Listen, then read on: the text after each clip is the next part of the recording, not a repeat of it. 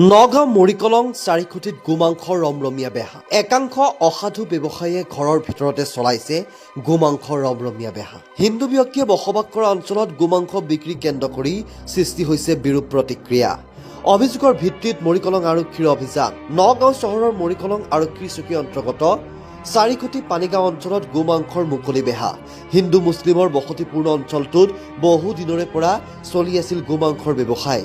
পবিত্ৰ ঈদৰ প্ৰাকক্ষণত সম্পূৰ্ণ খোলাখুলিকৈ মাংস বিক্ৰী কৰাক লৈ সৃষ্টি হৈছে তীব্ৰ প্ৰতিক্ৰিয়া। সচেতন মহলৰ অভিযোগৰ পিছতেই বুধবাৰে অঞ্চলৰ গোমাংস বিক্ৰী কেন্দ্ৰত মৰিকলং আৰক্ষীয়ে চলায় অভিযান। যিটো সময়ত অধিকাংশ মুছলমানে এইবাৰ ঈদত গোমাংস কুৰবানী নিদিয়াৰ সিদ্ধান্ত গ্ৰহণ কৰিছে, সেই সময়তে নগাঁৱৰ মৰিকলঙত অব্যাহত আছে গোমাংস বেহা, যাক লৈ এতিয়া স্তম্ভিত হৈ পৰিছে নগাঁৱৰ সচেতন সমাজ।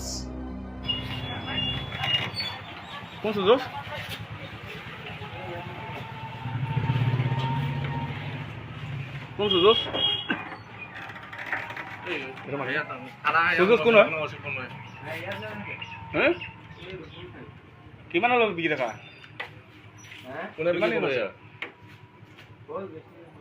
বিক্ৰী কৰিব কোনে দিছে? পুলিচে দিছে? হা? তই থানা হৈছে ফোন মাৰচোন। হ'ব হেৰি তোমাৰ আঁতৰি দিয়াচোন, আঁতৰি দিয়া।